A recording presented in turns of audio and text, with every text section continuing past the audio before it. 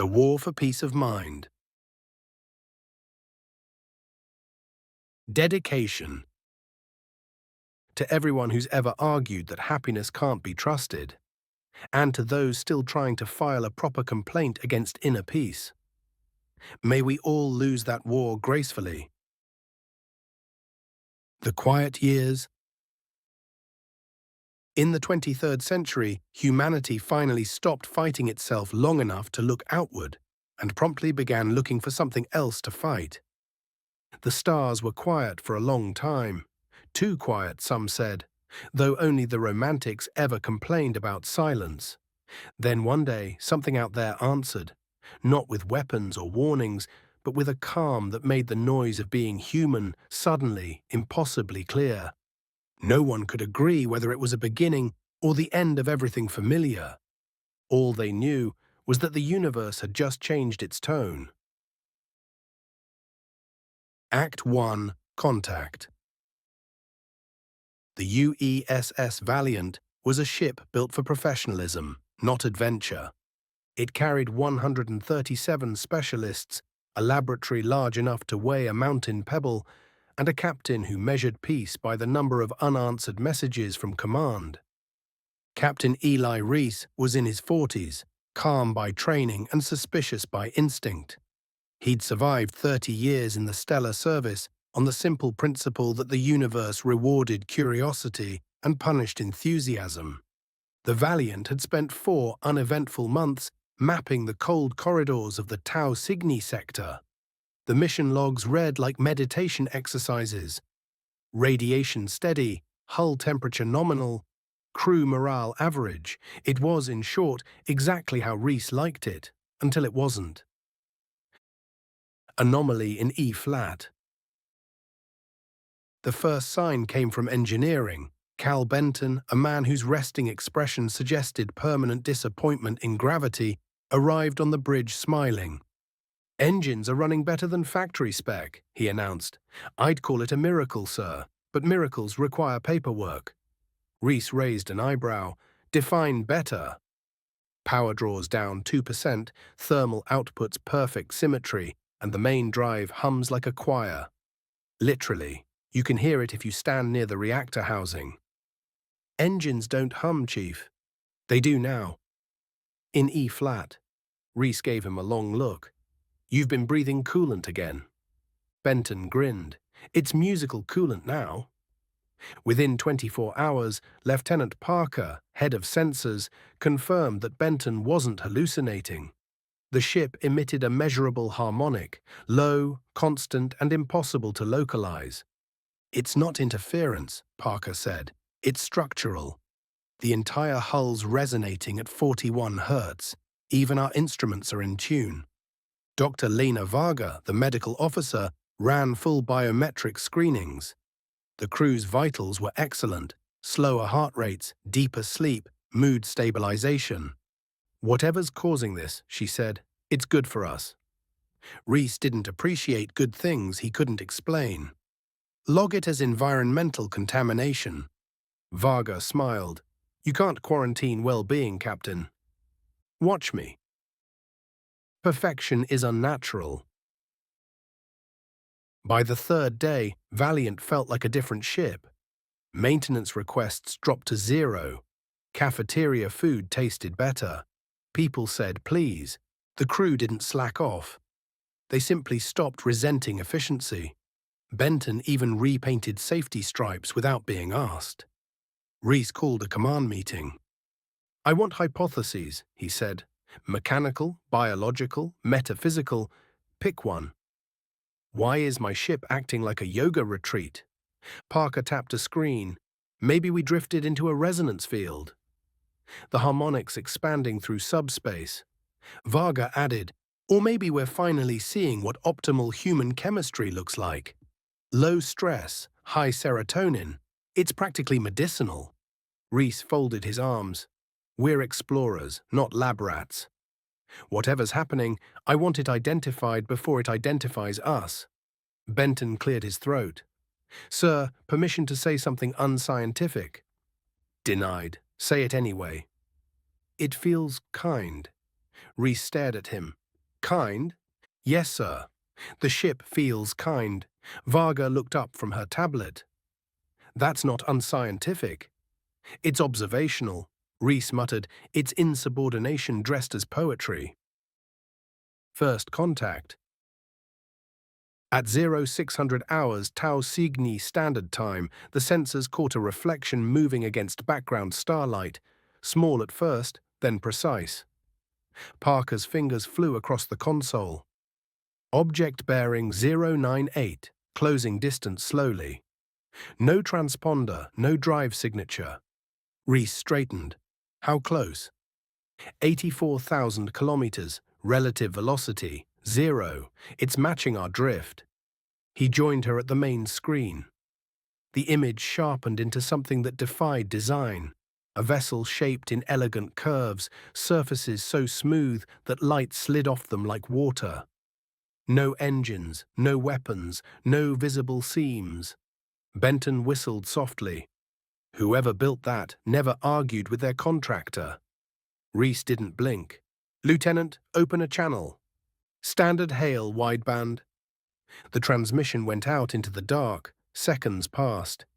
Then the alien ship replied, not with sound but with light. Patterns rippled across its hull in ordered pulses. Sincere, the ship's AI, translated automatically. The voice that filled the bridge was measured, musical and faintly amused. Travelers of soul, greetings. We are the Threxians. You are burdened. We bring the gift. Reese exchanged glances with Varga. Translate gift. Relief from conflict. Harmony within. You have begun to receive it. Varga checked her scanner. Captain, the harmonic just intensified. Crew vitals up another few points. Whatever they're emitting, we're absorbing. Shut down all receivers. It's not radio, Parker said. It's physical resonance. It's already in the hull, Benton muttered. Guess that explains the good mood. Reese turned sharply. There will be no good moods on my ship without authorization. Understood, sir, Benton said, perfectly cheerful. Containment procedures. Reese convened the senior staff. The conference room smelled faintly of ozone and calm rebellion. This isn't contact, he said. It's psychological interference. We isolate, document and prepare countermeasures. Varga folded her hands. With respect, Captain, the data show improved performance. If this is an attack, it's the nicest one I've ever seen. That's what worries me. Benton added, Sir, whatever it is, it's tuned us to perfection. You don't argue with good engineering. I argue with everything, Reese said. Sincere chimed in helpfully. Captain, efficiency has increased 12% since exposure. Crew stress metrics are at record lows. I recommend extending contact. You're a machine. You don't get an opinion. Noted, said the AI. However, statistically, you asked for it. Reese rubbed his temples. All right. If this so-called gift is environmental, we'll treat it as contamination. No one leaves the ship. No one touches anything. No one hums. Benton coughed. Too late on that last one, sir. Observation. The alien vessel stayed near but silent, orbiting the same invisible center as the Valiant. It neither advanced nor retreated. Its presence felt deliberate, like a teacher waiting for students to realize the lesson. Varga came to the bridge carrying a new report. Captain, there's something else. Plants in the hydroponics bay are growing 20% faster. The nutrient balance hasn't changed.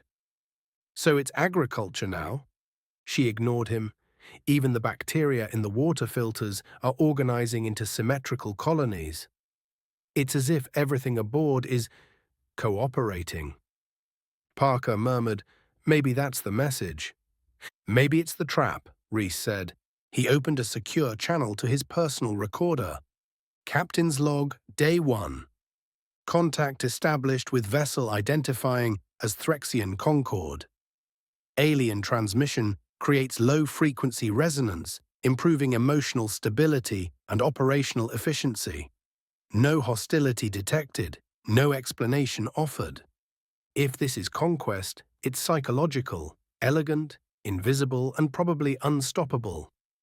He paused. Personal note, I've spent a career keeping fear under control. Now I'm worried it's been cancelled as obsolete. The voice returns. At 0200 hours, the ship's comm array came alive without input. The same gentle tones filled the air, translated through Sincere's filters. Captain Reese. You question. This is good. Curiosity is the last form of courage.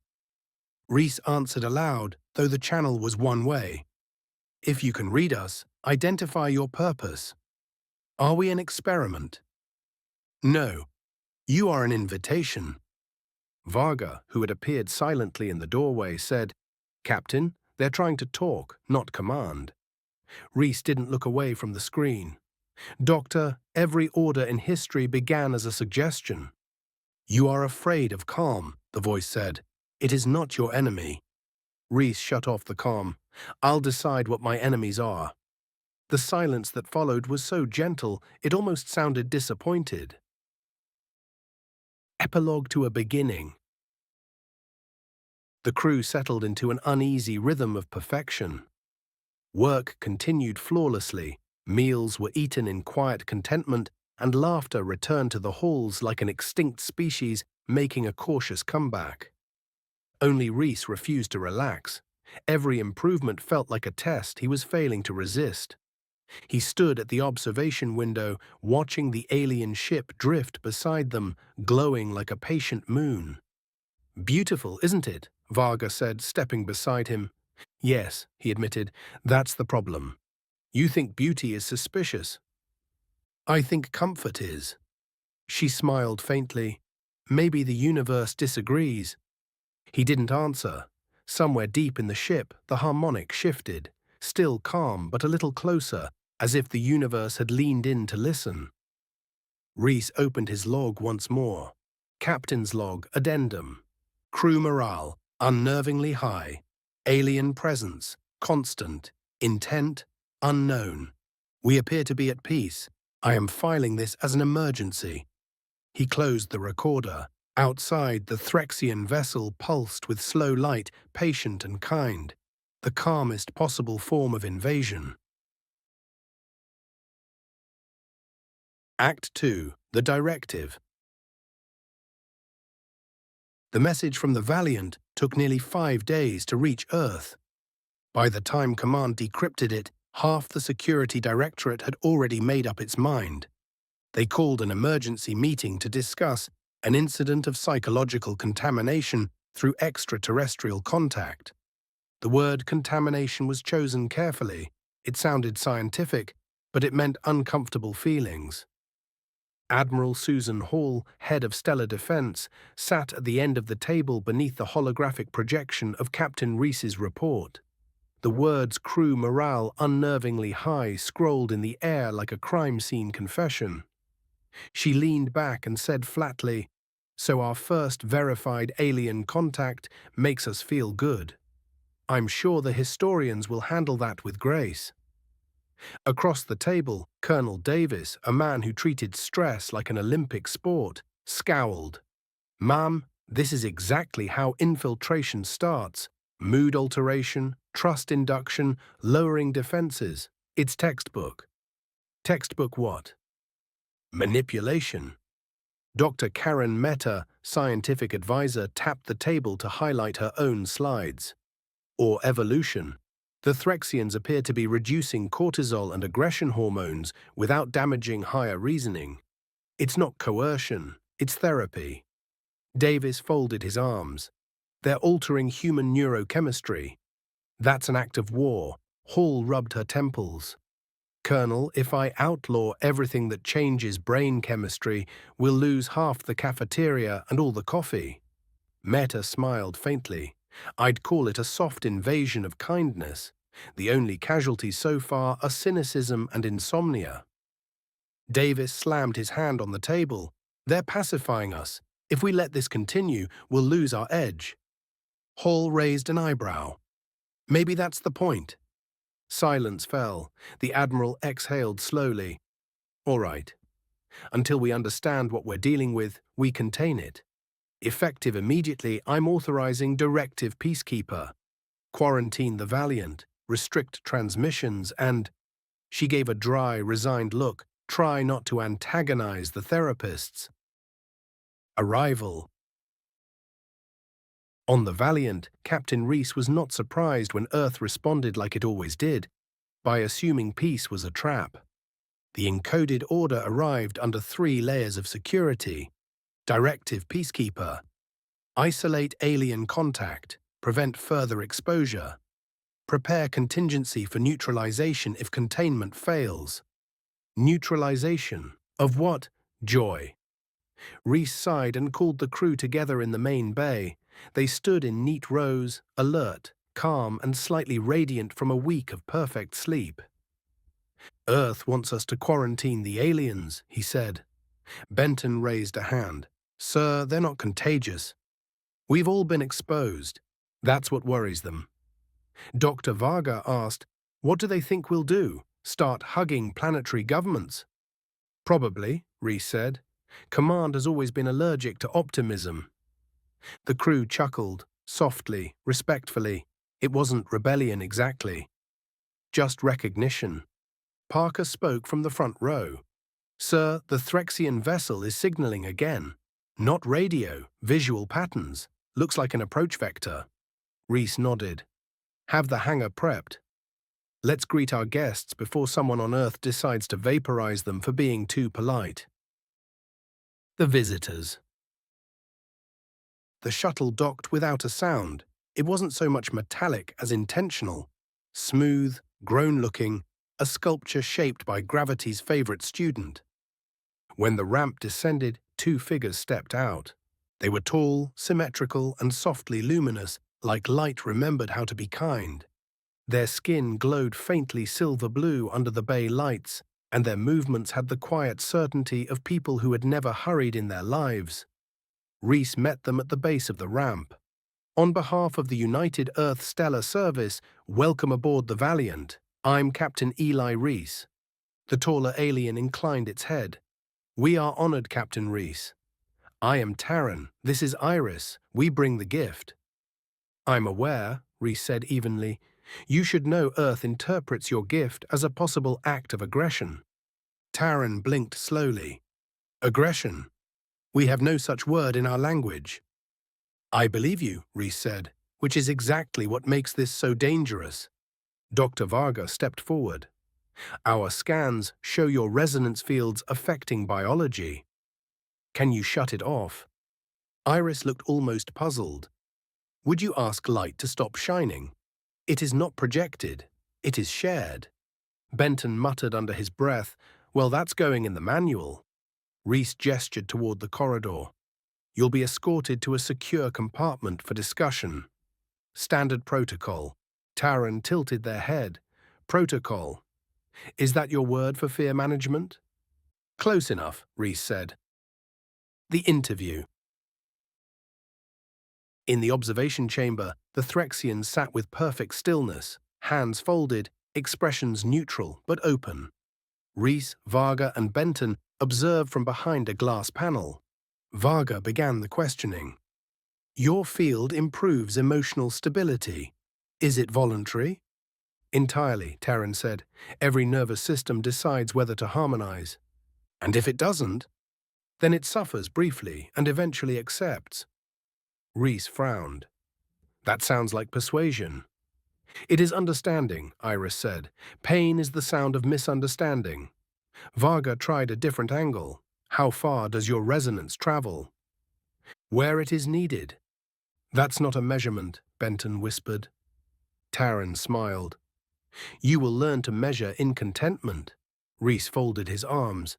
Earth doesn't want your resonance spreading unchecked. Taryn's glow softened.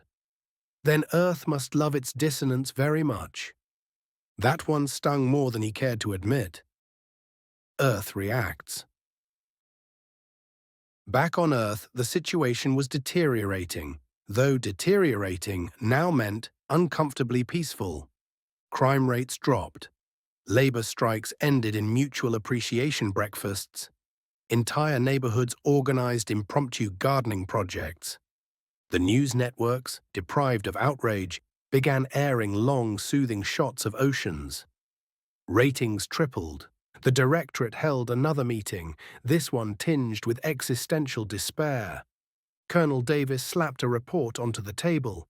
This is the end of authority as we know it. Command disciplines evaporating. Dr. Mater glanced at the data. Actually, productivity's up 30%. People are just happy about it now. That's worse, Davis barked. They're efficient and relaxed. It's unnatural. Admiral Hall sipped her untouched coffee. Maybe nature's been trying to correct us for a while. This will collapse civilization, Davis insisted. Then we'll rebuild it quietly, Hall said. We'll call it retirement. The directive arrives. The new order came through less like an instruction and more like a confession. From Stellar Defense Directorate to Captain Eli Reese, UESS Valiant. Subject, Directive Peacekeeper, Phase 2. You are authorized to detain alien entities and prepare for termination of source vessel if containment fails. Reese read it twice. The words prepare for termination hit like static. He showed the message to Varga. They want me to kill the kindest creatures we've ever met. She met his eyes. Maybe that's the human tradition. Not one I want on my record. Benton leaned over. If Command's asking for a fight, it's going to be a short one. We don't even have a target that looks hostile. They don't need hostility, Reese said. They just need plausible fear. Escalation. Command sent an unmanned drone, sleek, armed, and vibrating with the promise of overreaction. Parker watched its approach on the main screen. ETA 2 minutes. It's broadcasting a containment alert. Reese sighed. Translated, please don't make us look stupid. The drone armed its payload. Before anyone could act, the Threxian ship emitted a single ripple of golden light. Not a beam, but a wave of presence. The drone systems dimmed, weapons disarmed, its engines throttled down to idle as if it had remembered a better use for its life. Drone neutralized, Parker said quietly. Sincere added, telemetry indicates it transmitted a final message to Command. I am at peace. Then it shut itself off. Reese pinched the bridge of his nose. Great. The machines are meditating now. Varga said they didn't destroy it. They just convinced it. He looked at her. Doctor, do me a favor. Don't ever use that sentence near Command. The aftermath. The logs went back to Earth. Half the Directorate wanted to double the fleet. The other half wanted to surrender immediately, though no one could define what surrender meant anymore. Admiral Hall read the transcript in silence. They disarmed a nuclear drone by calming it down, she said. We're fighting someone who solves war like a therapist, with excellent timing. Colonel Davis leaned forward. Then we fight harder. Hall stared at him for a long moment. Colonel, I think you've mistaken agitation for courage. The gift persists. On the Valiant, the Threxians showed no sign of concern. They continued their quiet research aboard the ship, occasionally complimenting the interior design. Reese confronted Taran in the observation deck. You do realize Earth sees you as an existential threat. Taran studied the planet below, blue, fragile, newly calm. Then your species has defined existence poorly. I'm under orders to stop this. Taran turned to him, luminous eyes soft. Then obey your orders, Captain. Try to stop peace. See where it hides. Reese laughed once, without humor. You really don't understand humans. We understand you better than you want us to. They stood in silence as Earth rotated beneath them, storms dissolving like bruises fading under light. Captain's log. Captain's log, Day 12. Received Directive Peacekeeper, Phase 2. Command authorizes termination of Threxian vessel. Threxians responded by defusing a missile with empathy. Crew morale elevated. Crew resistance to irrational orders also elevated. I have concluded that we are at war with the idea of improvement. If Command insists on continuing, they may need to fight without us. He closed the log and leaned back in his chair. Varga stood in the doorway, holding 2 cups of coffee. "You're really not going to follow through, are you?" "No," he said, "but I'll write a very professional refusal." She handed him a cup. "To our insubordination, then." He raised it in a quiet toast. "To peace, the most inconvenient enemy we've ever had." Outside the viewport, the Threxian ship pulsed softly, its light steady and serene. The universe had found a new way to test humanity, by being kind enough to terrify it. Act 3. The gift spreads. The gift didn't arrive on Earth with a flash of light or a fleet in the sky. It arrived in behavioral reports. First came the message from Lunar Base. All personnel report improved collaboration and empathy. Air traffic controllers now share snacks voluntarily. Request clarification whether this violates chain of command. Then from Mars, hydroponic yield up 30%. Disciplinary actions down 100. Possible alien field interference or miracle, unsure which is actionable. And finally, from the outer colonies, pirate activity ceased. Former raiders assisting in shipping logistics. This may be a trick, a wonderful, profitable trick. Within a week, the Stellar Directorate was drowning in good news. For the first time in recorded history, Command didn't know how to file it. The meeting that no one yelled through. Admiral Susan Hall arrived at the emergency session to find her officers sitting quietly. It was deeply unnerving. "Report," she said. Dr. Karen Mehta projected graphs into the air. Global aggression metrics down 90%, productivity up, suicide rates near 0, interpersonal conflict at statistically negligible levels. Colonel Davis frowned, the only man in the room still fighting gravity. "That's not progress. That's sedation. This is what it looks like when a species goes extinct politely."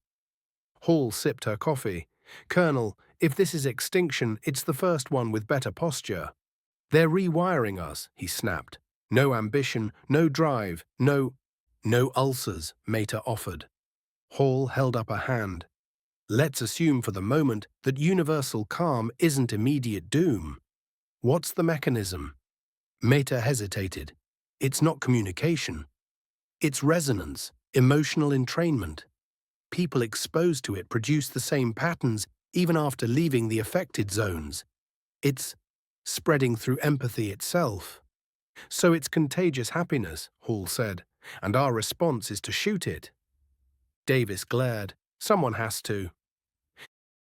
On the Valiant. The Valiant remained the epicenter, a calm ship in a calmer sky. Captain Eli Reese began to feel less like a commander and more like a custodian of contentment. Dr. Lena Varga spent her days measuring things that no longer fluctuated. Heart rates, tension levels, command tempers. "Stability," she said, showing him a tablet full of flat lines, "has never been so exciting." Reese grunted. "I miss panic. It had character." Benton looked up from his console. "Engines are singing again, sir." Changed key. F sharp now. Feels like a happy key. "I didn't ask for musical commentary, Chief." "Permission to give it anyway." "Denied." "Already did." Reese turned to Varga. "Remind me why I haven't court-martialed him yet." "Because it's hard to be angry while everything's perfect," she said. "You're outnumbered, sir." He sighed. "I used to command a ship. Now I supervise a meditation retreat." Earth broadcast. The first public Threxian broadcast aired a week later, not through official channels, but on every channel. Every screen, billboard, and digital surface flickered. then stabilized on the image of the Threxian ship orbiting Earth like a second moon. The message came in plain English. People of Earth, you are safe. The gift harmonizes what fear divided. You will still work, still love, still dream, only without the need to harm. Let the noise fade. You will find yourselves underneath it. There was no threat, no ultimatum, no command. The broadcast lasted 47 seconds. The world reacted for weeks. Some cheered, some prayed, some demanded refunds for religion. Markets stabilized permanently. Half the talk shows went out of business. One headline read, "Alien invasion accomplished. Nobody minds." Directive disarray. Back at command, the Directorate fragmented into factions that were too calm to fight effectively. One group argued for diplomacy, one for surrender, and one for complete silence in case the aliens were activated by attention. Admiral Hall listened to them debate in increasingly polite circles until she finally said, "Ladies and gentlemen, we've reached the end of command as an organizational concept." Colonel Davis scowled. "You're enjoying this?" "Of course not," she said. "I'm coping productively." He pointed at a map of the system glowing red with spreading harmony fields. "They're winning without firing a shot." She leaned back. "Would you prefer they miss?" The Discord device. Desperate for something to do, Davis commissioned a countermeasure. The Discord field generator, a device designed to break the Threxian harmony by flooding the environment with chaotic frequencies. It was, predictably, delivered to the Valiant for testing. Benton stared at the crate in engineering. "Looks like a toaster mated with an anxiety disorder." Reese folded his arms. "We'll test it under controlled conditions." Varga frowned. "Sir, that thing's purpose is to make people miserable." "We're going to turn it on. Why?" "Because Earth asked us to," Reese said, "and because I'm curious what misery feels like now." They powered it on. At first, nothing happened.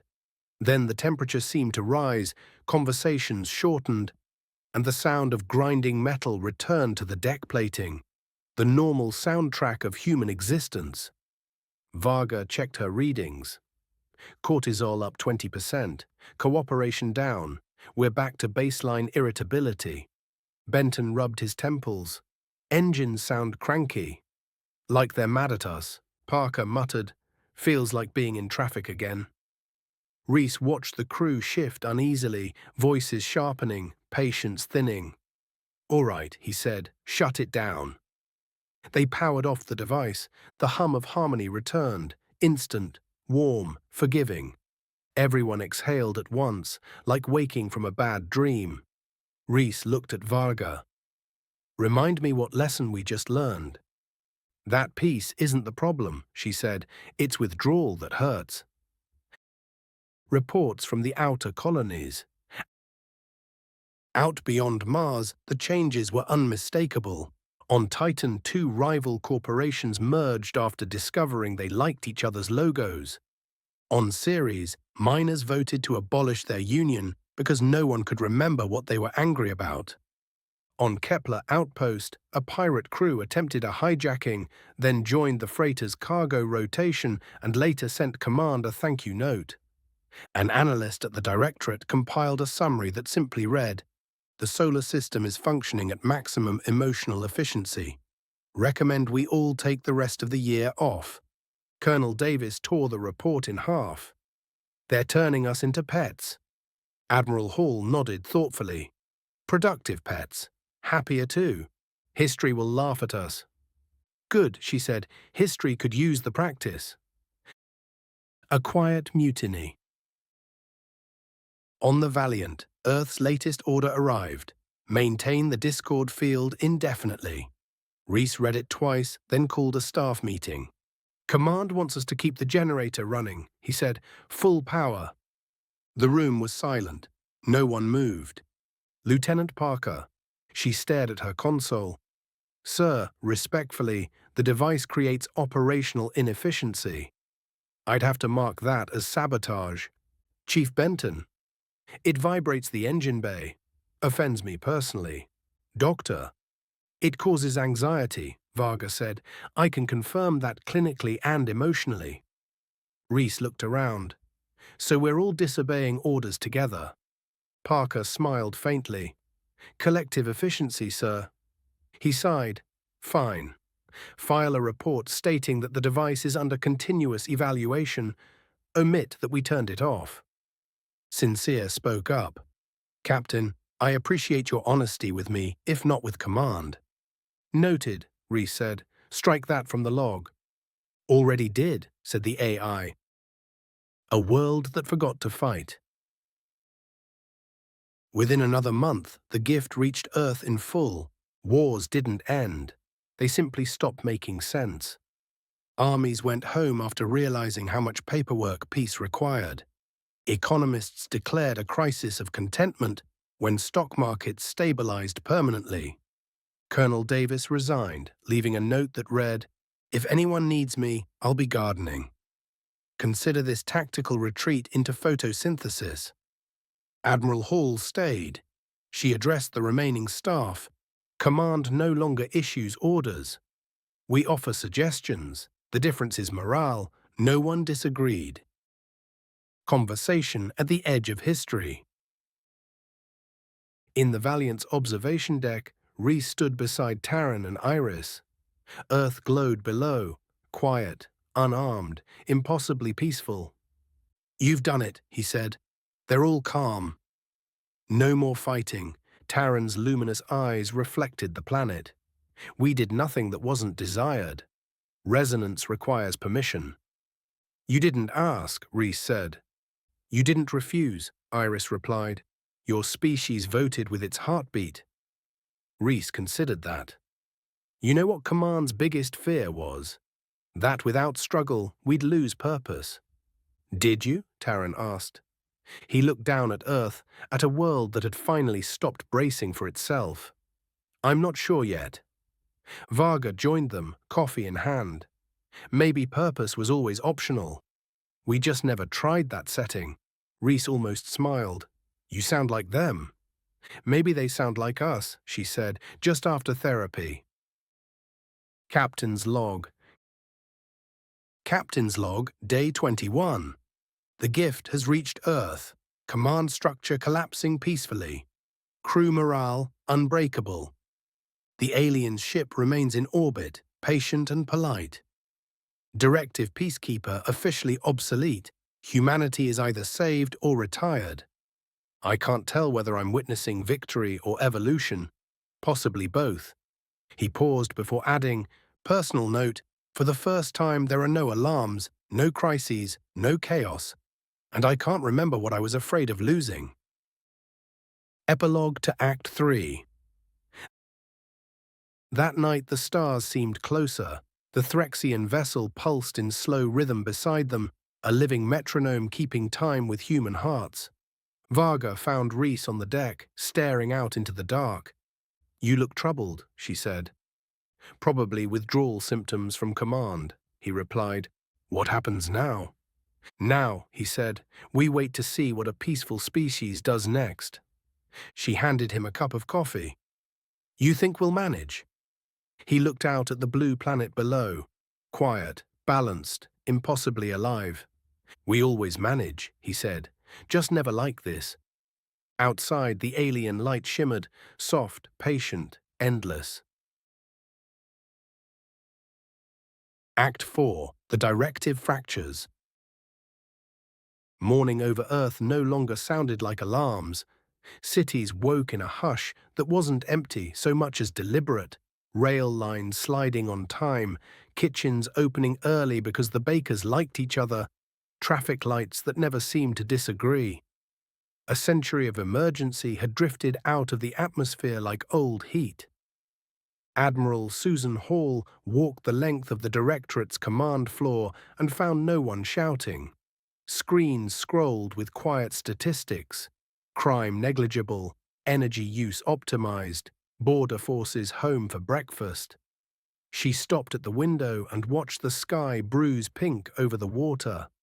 Colonel Davis arrived late, tie uneven, the look of a man whose identity had been repossessed in the night. "Ma'am," he said, "permission to speak freely." "You always do," Hall said. "We should dissolve command," he said. "Officially." She almost laughed. "You'll forgive me if I ask you to repeat that for the historians." "I was wrong," he said. No preface, no throat clearing. The thing I kept calling discipline was mostly adrenaline. Without an enemy, I don't know what to do with it. I suspect none of us do. Dr. Karen Mater joined them, tablet under her arm. We can still serve. We just can't command. Hall looked at the map of a planet that had learned overnight to use its inside voice. "Then we stop pretending to be necessary where we aren't," she said, "and we help where we are." She keyed the room-wide channel. "All units, the Directorate is no longer issuing directives. Effective immediately, we transition to advisory councils. If you need permission to be kind, consider this official authorization." Davis stared at her. "That's it? That's the only order worth giving?" He nodded, shook her hand, and because the world had changed, smiled without apology. "I'll be in the gardens," he said. "It feels strategic." "Send me tomatoes," Hall said. High above, the UESS Valiant held station in a sky that didn't mind being watched. Captain Eli Reese stood at the viewport with Dr. Lena Varga, while Sincere dimmed the bridge lights to something that looked suspiciously like mood. "Command just resigned," Reese said. "Good," Varga replied. "They were very busy not sleeping. I'm going to miss being necessary." "You are necessary," she said, "just not in the way you practiced." He frowned. "I practiced keeping people alive. That used to require edge." "Edge is still useful," Varga said. "Now it protects gentler things." Cal Benton arrived with a toolbox he didn't need. "Engines are in the best mood of their lives, sir. I'm retiring the phrase temperamental drive. I'll miss it." "Everyone's missing the drama," Reese said. "Drama's overrated," Benton said. "The ship purrs." "I purr. Let history cite us as a tidy footnote." Sincere chimed in. "Captain, I have prepared a resignation letter for your consideration in case you wish to become a poet." "Destroy it," Reese said. "Already did," Sincere replied. "It was sentimental. The Threxian ship hung off the equator like a second moon, still and bright. When their shuttle docked with the Valiant one last time, Taran and Iris emerged with the unhurried ease of people for whom hurry was a tax on clarity. Reese met them in the hangar. "If you're here to ask permission to leave, you don't need it." "We came to say goodbye," Iris said, "and to ask a last favor." "That's a lot of goodbye," Benton muttered. Taran inclined their head.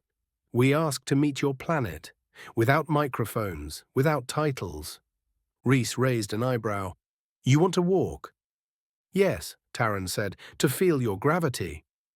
Varga tucked her hands into her coat pockets. "We can arrange that." "But there will be people. They will try to thank you as if you invented sunlight." "We invented nothing," Iris said gently. "We remembered." They chose a hillside outside a city that smelled like bread. No cameras, no speeches, just a sky of slow-moving clouds and grass that hadn't learned the word artificial. Taran and Iris stood with their eyes closed and their faces tilted to the wind. Their bioluminescence pulsed faintly, as if the ground itself were a lullaby. "Do you understand us yet?" Reese asked. "No," Taran said. "Better." Iris knelt and put a hand to the soil. "Your world carries so much apology. It will take time for it to forgive itself." Varga glanced down at the town. Children were drawing chalk spirals on the pavement. Someone tuned a guitar in a window. "We never learned to rest without guilt," she said. "It's embarrassing to admit how new this feels." "Newness is honest," Taran said. "We distrust those who pretend mastery." They walked until the path ran out and the ocean began. The water was calm in a way that had nothing to do with the weather. Reese folded his arms. What happens when you leave? He asked. Does the gift stay? The invitation stays, Iris said. Some will accept it again each morning. Some will forget and remember. That is your rhythm. He nodded. That sounds like work. It is, Taryn said, the only kind worth doing. At dusk, they returned to orbit. Admiral Hall's farewell came through on the tight beam channel, her voice exactly as dry as the moment required. On behalf of Earth, she said, thank you for breaking our command structure in a way we could live with. If you ever need a quiet planet with surprisingly good bread, you know where to find us. Taryn's reply was simple. We hope you never need us again. When the channel closed, Reese lingered at the viewport. The Threxian hull glowed like a page held up to light. You're really going, he said. We are missionaries of maintenance, Iris said. There is so much noise elsewhere. Benton frowned. What if the noise comes back here? It will, Taryn said. That is not failure. That is music. Varga smiled. You've been listening to us. We liked the key change, Iris said. They assembled the crew in the main bay. No formation, no ceremony. People stood in a loose half-circle around the visitors, hands in pockets, shoulders easy, the way friends stand when they don't need the moment to prove anything. Reese cleared his throat. If I had a speech, he began, it would be the wrong one. Soft laughter, the kind reserved for trust. I was trained to act when alarms sounded, he said. They don't anymore. It turns out the harder thing is acting when they don't, keeping promises without a siren, fixing things before they break, saying please. Benton coughed. And thank you. Reese nodded. And thank you. He turned to Taryn and Iris. For whatever we did to deserve this or didn't, we're grateful. Taryn's face lit with that inward brightness. We did not come because you deserved. We came because you were hurting in a way we recognized. Will we stay like this? Parker asked from the back, hesitant.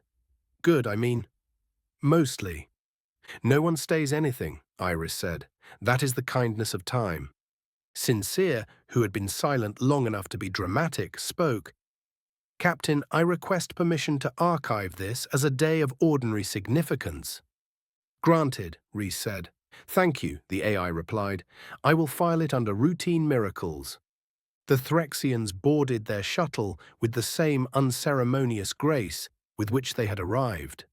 The ramp rose, seals kissed shut, and the craft slid back into the darkness like a knife into its exact sheath. A minute later, the larger ship pivoted, light rippling down its spine in a sequence that had come to mean farewell. Think they'll wave? Benton asked. They just did, Varga said. The Threxian vessel accelerated without thrust, a new moon unmooring. It shrank to a star, and then to a thought you could keep if you wanted to, the kind you might take out on difficult days to remind yourself how simple the next right thing can be. On the bridge, Sincere dimmed the display to black.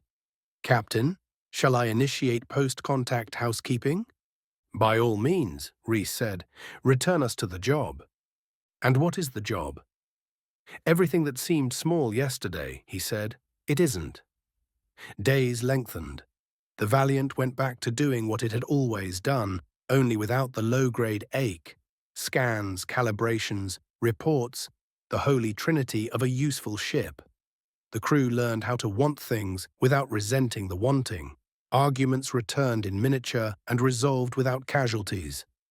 The cafeteria discovered herbs.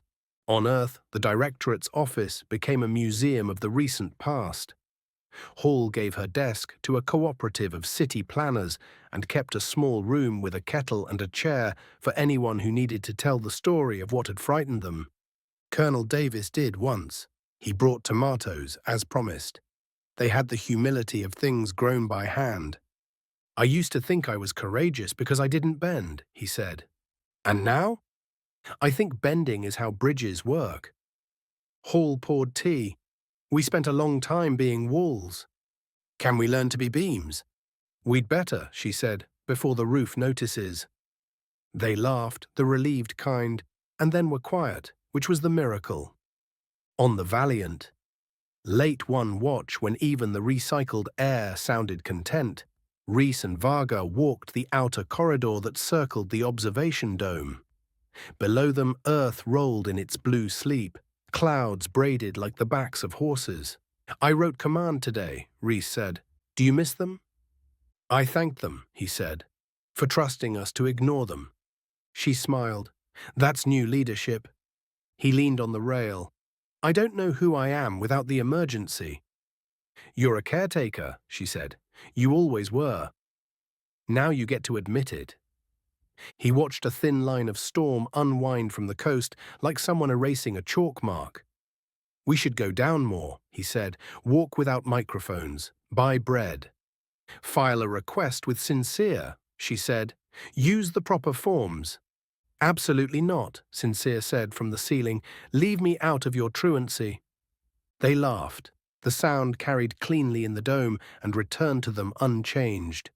The final entry in the Valiant's logbook for that month was marked by quiet consensus, ordinary. It read, "Stellar date 23rd of April 19. Routine. Ship systems green. Crew well. Earth stable.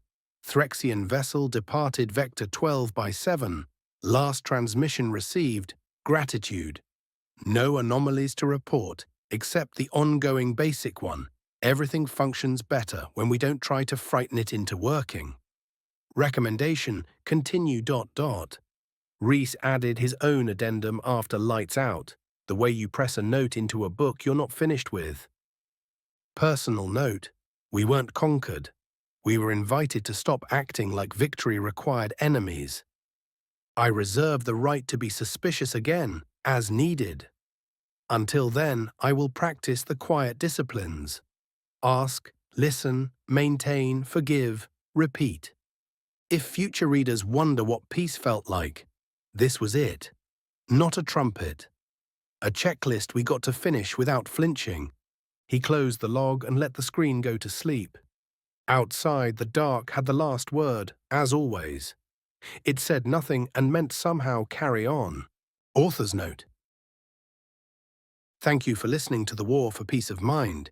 If you made it all the way here, I hope you found the quiet parts as strange and comforting as I did while writing them. This story began as a question. What if the first war we lost was the one we didn't need to fight? Somewhere along the way, it turned into a comedy about professionalism, peace, and the fear of feeling okay. If it made you laugh, think, or just breathe a little slower for a while, that's the best possible outcome. I'd love to hear what you thought. Leave a comment with your reflections, favorite moment, or what you think humanity would actually do if someone tried to make us happy by force. And if you'd like more original science fiction audiobooks like this one, written for curiosity, sleep, and maybe a bit of wonder, please subscribe to Science Fiction for Sleep on YouTube. Your support helps these stories keep drifting out into the dark, hopefully making it a little brighter. Thank you for listening.